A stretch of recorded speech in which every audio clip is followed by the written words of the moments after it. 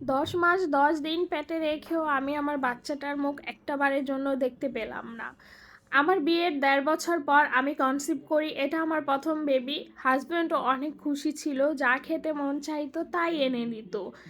আনতো ঠিকই, কিন্তু আমি আর খেতে পারতাম না, কারণ আমার শাশুড়ি সব নিজের ঘরে নিয়েই রেখে দিত আর পাড়ায় গল্প করত আমি নাকি প্রতিদিন 1-1.5 কেজি ফল খাই, ডিম খাই, দুধ খাই, তাদেরকে কখনোই দেই না। আর এই কথাগুলো যখন 1 দিন 2 দিন 3 দিন পুরো পাড়া ছড়িয়ে যায়, তখন থেকে আমার হাজব্যান্ড লুকিয়ে লুকিয়ে খাবার এনে দিত। যখন আমি দিনে ঘুমাতাম তখন আমার শাশুড়ি আমার রুমে আসতো, এসে একটার পর একটা জিনিস হাতাতো, আর তার যখন যেটা ভালো লাগতো সে হাতে গুজে নিয়ে যেত। 3 বেলা শুধু ভাত আর সবজি খাওয়ার যতটুকু পেরেছি খাওয়ার চেষ্টা করেছি।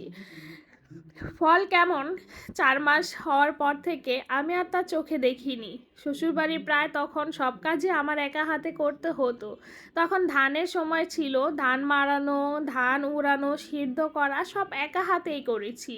যখন নতুন ধান ওঠে তখন যে কত কাজ থাকে একমাত্র যারা গ্রামে থাকে তারাই জানে।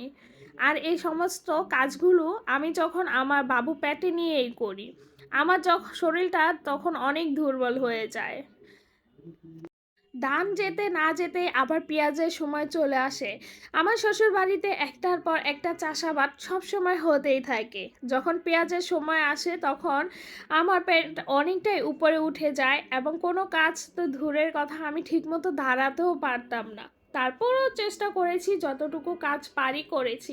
এজন্য আমার শ্বশুর আমাকে বলতো, জমিদারের বাচ্চা কোনো কাজই পারে না, খালি খায় আর ঘুমায়। পেঁয়াজের সময় আমার শাশুড়ি আমাকে 8 মাসের প্রেগনেন্ট অবস্থায় রেখে তার মেয়ের বাড়িতে চলে গিয়েছিল। তার মেয়ে নাকি অনেকটাই অসুস্থ, সামান্য জ্বর, ঠান্ডা, সর্দি কাশি, এজন্য নাকি তার মেয়ে কোনো কাজই করতে পারছিল না, বিছানা থেকেই উঠতে পারছিল না। আর এইদিকে আমার যে 8 মাস চলে, এত কাজ কিভাবে আমি সামলাবো এটা আমার শাশুড়ি একবারও কথা চিন্তা করলো না। 9 মাস পর্যন্ত আমাকে কখনোই আমার বাবার বাড়িতে যেতে দেয় নাই। এমনকি গরু ছাগলের গাছটা পর্যন্ত আমি কাটতাম। পরে আমার আব্বু ঈদের 10 দিন আগে আমাকে নিয়ে যায়। আমার খাওয়া দাওয়া ঠিকমতো হয় নাই বলে বাবুর ওজন খুবই কম ছিল। আমার বাবুর ওজন আসে মাত্র 1.5 কেজি। তাও মায়ের বাসায় আসার পর কিছুটা ওজন বেড়েছে।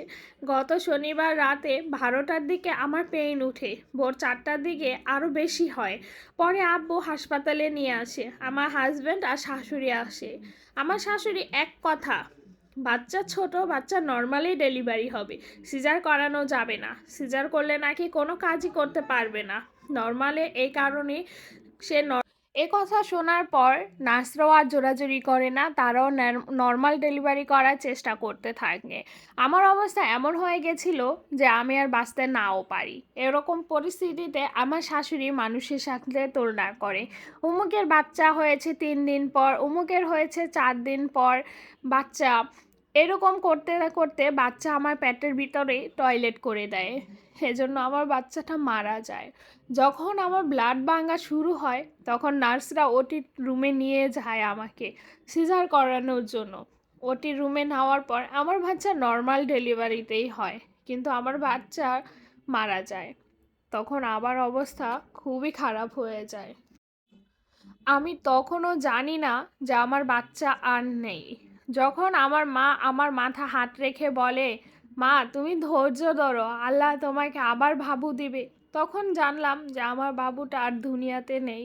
আমি আমার বাবুর মুখটা একটা বারের জন্য দেখতে পাই নাই, দেখার আগেই প্যাকেট করে বাড়িতে পাঠিয়ে দিয়েছেন। আজ 5 দিন হলো আমার বাবুটাকে হারিয়েছি।